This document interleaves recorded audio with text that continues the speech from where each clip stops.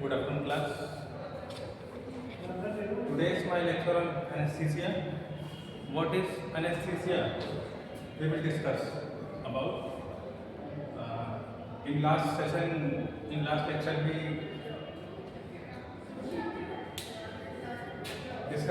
will discuss about history of anesthesia. Now, today my lecture on anesthesia. What is anesthesia? Anesthesia is a way to control pain during a surgery or procedure. Anaesthesia क्या है? Anaesthesia एक माध्यम है surgery या किसी तरह की procedure के दौरान होने वाले पेन से बचने के लिए और किसी भी तरह का डिस्कम्फर्ट होने से बचने के लिए एनेस्थीसिया हम लोग प्रेफर करते हैं by using medicine called anaesthetics. तो उसमें एनेस्थीसिया में यूज होने वाली मेडिसिन जो होती हैं उन्हें एनेस्थेटिक एजेंट्स बोलते हैं, ठीक, या एनेस्थेटिक्स बोलते हैं। It can help control your breathing, blood pressure, blood flow and heart rate and rhythm. Anaesthesia में हम लोग एनेस्थेटिक जो एजेंट्स हैं, जो ड्रग्स यूज होती हैं, उनका मेनली वर्क क्या होता है? कंट्रोल योर ब्रीदिंग को कंट्रोल करना, प्रोसीजर और सर्जरी के दौरान होने वाली ब्रीदिंग प्रॉब्लम ना हो जिससे बचने के लिए एनेस्थीसिया यूज होती है। ब्लड प्रेशर को मेंटेन करना, ये काम है एनेस्थेटिक ड्रग्स का, और ब्लड फ्लो को प्रॉपर बनाए रखना, ब्लड सर्कुलेशन को मेंटेन रखना, और हार्ट रेट और उसका रिदम, ठीक है, कार्डियक साइकिल को मेंटेन करना। एनेस्थेटिक ड्रग्स का मेजर रोल यही है, पेन और डिस्कम्फर्ट को रिड्यूस करना और वाइटल्स को प्रॉपर बनाए रखना। आगे नेक्स्ट बात करते हैं। Anaesthesia may be used to relax you, block pain, make you sleepy और forgetful and make you unconscious for your surgery. जब भी पेशेंट सर्जरी के लिए जाता है तो एनेस्थीसिया का यूज इसलिए होता है रिलैक्स, इससे पेशेंट रिलैक्स हो सके, सर्जरी के दौरान उसे किसी तरह का डिस्कम्फर्ट ना हो और उसे पेन फ्री उसका प्रोसीजर हो, ठीक है, और ब्लॉक पेन, किसी भी तरह का दर्द से निजात दिलाने के लिए, पेन को ब्लॉक करने के लिए, ठीक है। तो एनेस्थीसिया का यूज हम लोग रिवर्सिबल अनकॉन्शियसनेस के लिए यूज करते हैं। सर्जरी के बाद पेशेंट कॉन्शियस हो जाता है, ठीक। अगर एनेस्थीसिया का यूज हम लोग पेन मैनेजमेंट में भी करते हैं।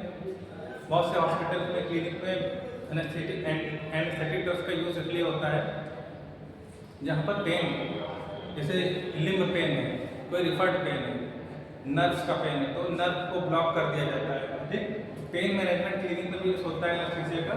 तो ब्लॉक पेन को ब्लॉक करने के लिए, मेक यू स्लीपी और फॉरगेटफुल, तो सर्जरी के दौरान स्लीपीनेस और फॉरगेटफुल बनाने के लिए और पेशेंट अनकॉन्शियस रहे, इसलिए हम लोग एनेस्थेटिक ड्रग्स का यूज करते हैं, एनेस्थीसिया का यूज करते हैं।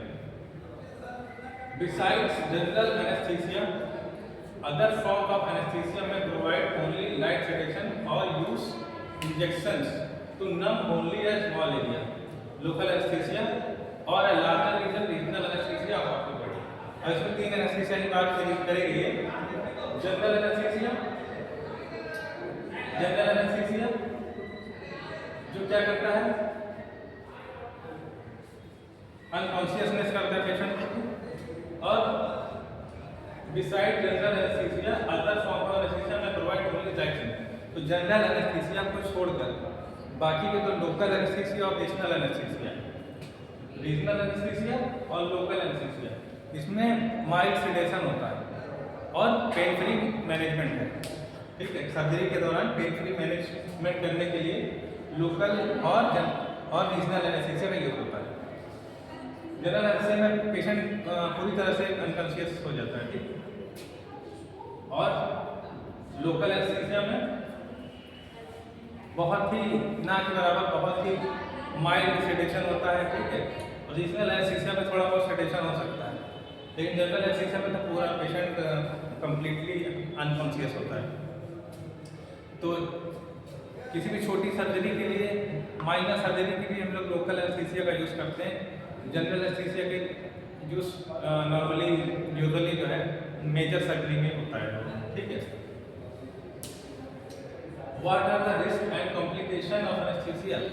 एनेस्थीसिया हम लोग यूज़ तो करते हैं, लेकिन इसके ढेर सारे कॉम्प्लिकेशन भी हैं सर्जरी और ऑपरेशन के दौरान और पोस्ट ऑपरेटिव केस में भी इसके साइड इफेक्ट देखे गए। ठीक है। कॉम्प्लिकेशन भी कुछ है और साइड इफेक्ट भी हैं। देख लेते हैं। Major side effects and other problems of anaesthesia are not common, specially people who are in good health. तो जो हेल्दी पर्सन है उसमें एनेस्थीसिया के साइड इफेक्ट बहुत ही कम देखने को मिलते हैं,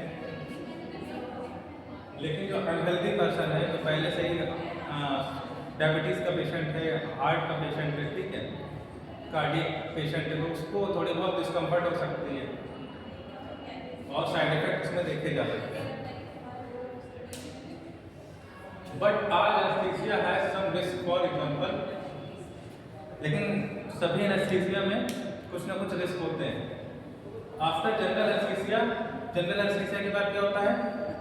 after general anaesthesia heart problems और pneumonia, sore throat, over vomiting can अकर।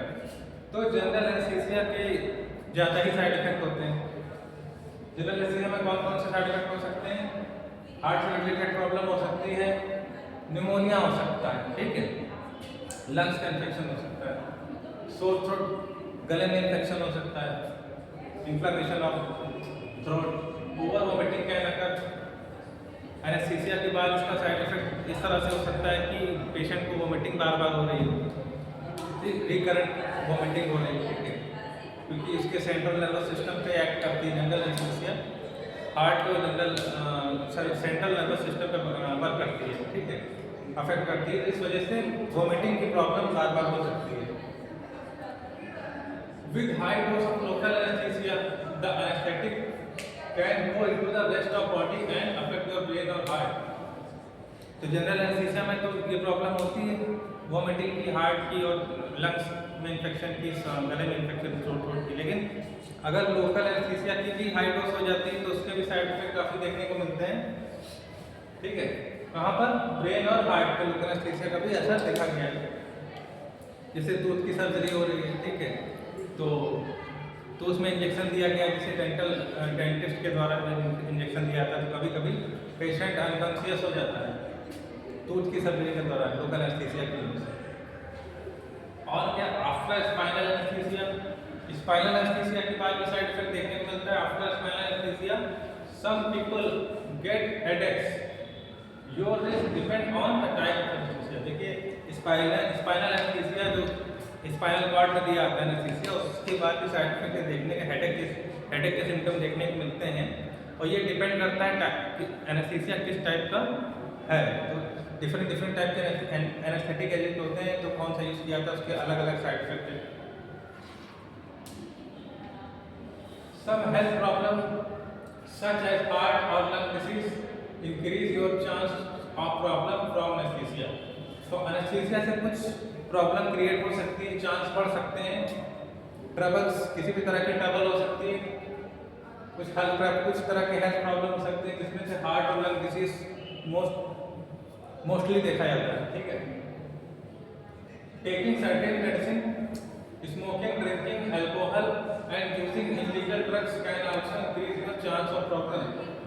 अगर कोई पेशेंट इन चीज़ों का इस्तेमाल करता है, इन्हें यूज़ करता है पहले से ही, स्मोकर है, हैवी स्मोकर है, या अल्कोहलिक पर्सन है, ठीक है, अल्कोहलिक पर्सन है, चेन स्मोकर है, ठीक है, और कुछ इलीगल ड्रग्स कुछ यूज़ करता है, ठीक है, उसके चांस बढ़ सकते हैं प्रॉब्लम्स के, ठीक है।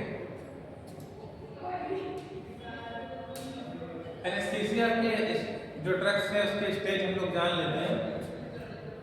जनरल एनेस्थीसिया के बारे में बात करेंगे। स्टेज ऑफ जनरल एनेस्थीसिया, तो जनरल एनेस्थीसिया पेशेंट पे जो अप्लाई किया जाता है, तो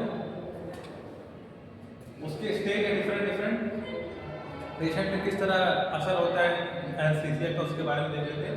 तो मेनली स्टेज 1 से लेकर स्टेज 4 देखा गया है। Stage 1, stage 2, stage 3, stage 4 mild से सीवियर तक, माइल्ड, मॉडरेट और सीवियर तक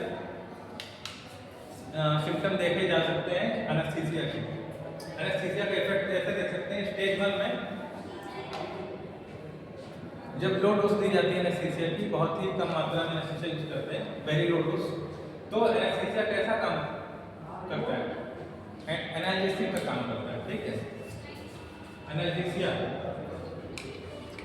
लॉस ऑफ पेन सेंसेशन, तो बहुत ही कम मात्रा में एनेस्थीसिया यूज करते हैं, तो वो स्टेज 1 में आता है।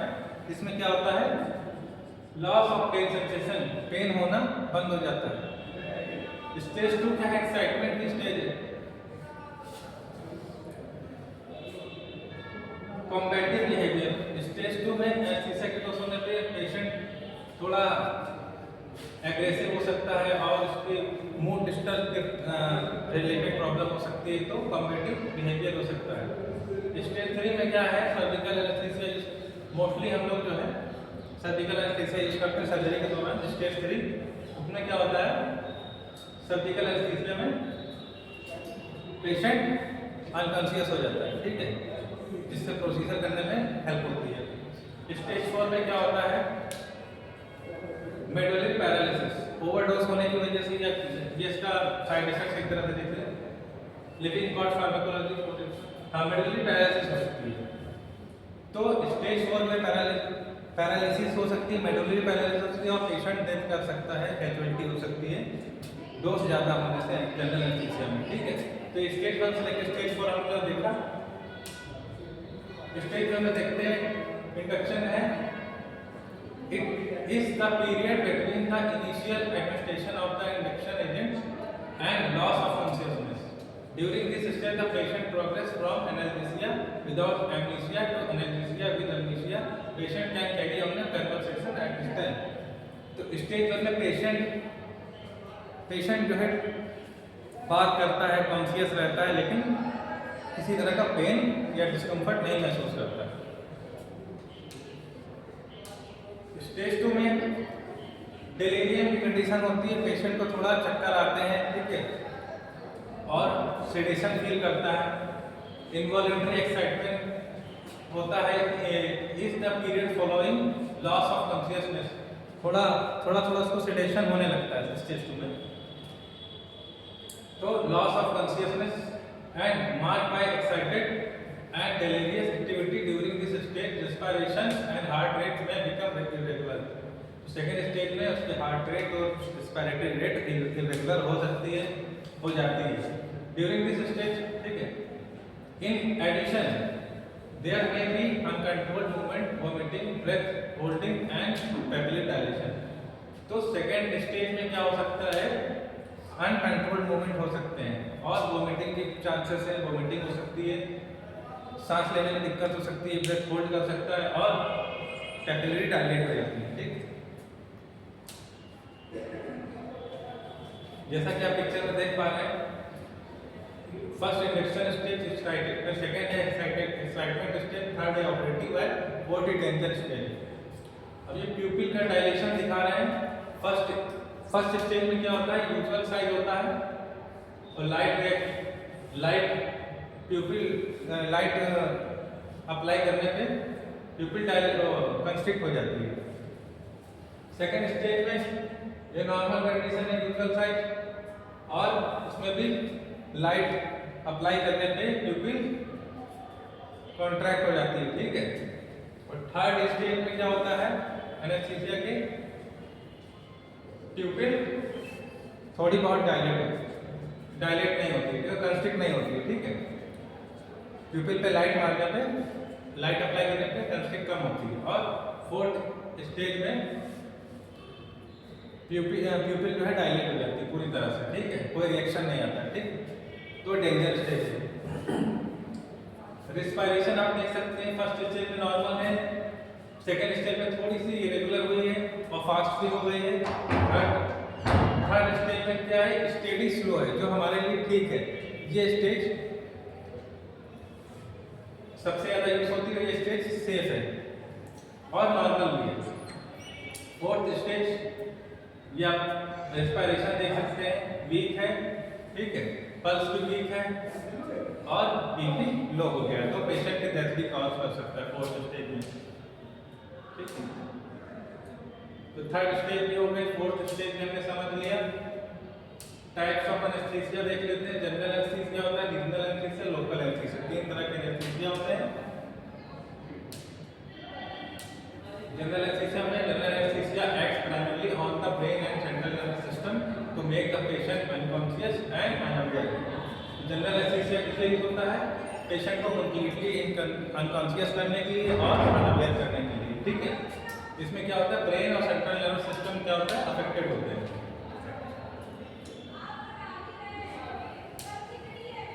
It is administered via patient circulatory system by combination of inhaled gas and injected drug। तो जनरल एनेस्थीसिया में इंजेक्टेड ड्रग इंजेक्ट की जा सकती है और इनहेल भी कराई जा सकती है। After the initial injection anaesthesia is maintained with inhale gas. Starting में आफ्टर इनिशियल में क्या करते हैं, इंजेक्शन से स्टार्ट कर सकते हैं, उसके इनहेल गैस के थ्रू, एनेस्थीसिया के इनहेल गैस के थ्रू उसको मेंटेन किया जा सकता है। Maintain with inhale gas anaesthetic and additional drug through. And उसके बाद अगर आईवी में जरूरत पड़ती तो आईवी एनेस्थीसिया भी दिया जा सकता है। ठीक है, लोकल एनेस्थीसिया में क्या रहता है, इस medicine given to temporarily stop the sense of pain. Local anaesthesia में टेम्परेरी जो पेन है उसको ब्लॉक करने के लिए लोकल एनेस्थीसिया यूज करते हैं। और इसमें एक पर्टिकुलर एरिया, जैसे आप देख रहे हैं पिक्चर में, एक पर्टिकुलर एरिया यूज होता है। पर्टिकुलर एरिया हम लोग एनेस्थाइज करने के लिए एनेस्थेटिक यूज करते हैं लोकल एनेस्थीसिया, एक माइनर सर्जरी के लिए। अब patient remains conscious, patient conscious रहता है during the local anaesthesia for minor surgery. Minor surgery में क्या होता है, पेशेंट को पूरा अनकॉन्शियस करने की जरूरत नहीं रहती है। पर्टिकुलर एरिया, एक छोटा रीजन, लोकलाइज एरिया, उसको एनेस्थाइज किया जाता है। ठीक है, local anaesthetic can be administered by injection to side. तो इंजेक्शन से ही थ्रू, इंजेक्शन के थ्रू ही मेडिसिन एंटर कराई जाती है लोकल एरिया में। ठीक, जहाँ पर माइनर सर्जरी होनी है उसी लोकल एरिया में अप्लाई किया जाता है via injection. Local anaesthesia injection के थ्रू, जनरल एनेस्थीसिया आईवी और इनहेलेशन के through. However, when the large area needs to be numb, or if the local anesthetic injection will not penetrate deep enough, physician may restore regional anesthesia। तो जब local anaesthesia से हमारा effective नहीं रहता है तो रीजनल एनेस्थीसिया और regional anaesthetic drugs use करते हैं। ठीक है, तो थोड़ी सी माइनर से बड़ी बड़ी सर्जरी यूज करने के लिए हम लोग रीजनल एनेस्थीसिया यूज करते हैं, थोड़े बड़े रीजन में सर्जरी के लिए। ठीक है, regional anaesthesia involve injection of the local anaesthesia. Regional anaesthesia में क्या इंजेक्शन ही यूज होते हैं मेनली, और नंबलिंग एजेंट या लोकल एनेस्थीसिया नंबलिंग एजेंट होते हैं अराउंड मेजर नर्व। तो मेजर नर्व जहाँ पर कहीं जैसे प्लेक्सस हो, जहाँ एक से ज़्यादा नर्व्स हैं, जैसे ब्रैकियल प्लेक्सस, लंबर प्लेक्सस, जहाँ पर नर्व्स का मल्टीपल नर्व्स होती हैं। ठीक है, उस प्लेक्सस को, एक बड़े एरिया को, पूरे लिम्ब को अगर हम एनेस्थाइज करना चाहें तो रीजनल एनेस्थीसिया का यूज करते हैं। लेकिन एक छोटे केवल हैंड की सर्जरी होनी है, जैसे एक छोटा एरिया, लोकल एरिया, तो उसमें लोकल एनेस्थीसिया यूज करते हैं। और पूरे हाथ को, पूरे लिम्ब को, है ना, अपर लिम्ब या लोअर लिम्ब को हमें एनेस्थाइज करना है ना, तो उसके लिए हम लोग रीजनल एनेस्थीसिया यूज करते हैं। ये क्या करता है, अराउंड मेजर नर्व का स्पाइन कॉर्ड ब्लॉक पेन, तो मेजर नर्व यूज करते हैं regional anaesthesia. You will likely receive medicine to help you relax and sleep during surgery। Major types of regional anesthesia include, तो major type of regional anesthesia में थोड़ा बहुत sedation cause करता है। ठीक है, अब है spinal anesthesia often used for lower abdominal, pelvic, distal and lower extremity surgery। तो abdominal, lower abdominal की सर्जरी है, pelvic की सर्जरी है, रेक्टम की सर्जरी है। ठीक है, उसमें पाइल्स की सर्जरी भी हो सकती है, लोअर एक्सट्रीमिटी की सर्जरी है, मतलब लोअर लिम्स की, है ना। This type of anesthetic involves injecting a single dose। तो single dose injection spinal region में दिया जाता है। ठीक है, स्पाइनल फ्लूइड में directly into the spinal cord in the lower back. तो लोअर बैक में डायरेक्टली स्पाइनल एरिया में दिया जाता है causing numbness in the lower body. तो हमारे जो लंबर एरिया के नीचे का पोर्शन है लोअर पार्ट वो एनेस्थाइज हो जाता है, ठीक। तो स्पाइनल एनेस्थीसिया का यूज होता है लंबर एरिया में, पेल्विक एरिया से लेके हमारे लोअर लिम्ब दोनों एनेस्थाइज करने के लिए। फिर epidural and caudal anaesthesia, this anaesthetic is similar to the spinal anaesthetic. तो स्पाइनल एनेस्थीसिया की तरह ही सिमिलर ही है ये, ठीक। एपिड्यूरल एनेस्थीसिया स्पाइनल एनेस्थीसिया के सिमिलर ही है। This anaesthetic similar to spinal anaesthetic and also in commonly used for surgery of lower limbs and during labour and childbirth. तो लोअर लिम्ब की सर्जरी के लिए और चाइल्ड बर्थ के लिए, डिलीवरी के लिए, तो सी सेक्शन के लिए उसमें यूज होते हैं एपिड्यूरल और caudal anaesthesia. This type of anesthesia involve continually infusion drugs continuous infuse करी जाती है, सर्जरी के दौरान इन्फ्यूज धीरे धीरे करी जाती है, ठीक है। थ्रू अ थिन कैथेटर, एक पतली नीडल के द्वारा लगातार कंटिन्यूअस इन्फ्यूज करी जाती है, ठीक है। इसके लिए spinal cord in the lower back causing numbness in the lower body. तो लोअर बॉडी में नमनेस फील होता है, ठीक है। इसका स्पाइनल एपिड्यूरल एनेस्थीसिया देना हो गया, बस हो गया, ठीक है। ठीक है, लेक्चर आज के यहीं कंप्लीट करते हैं। Thank you.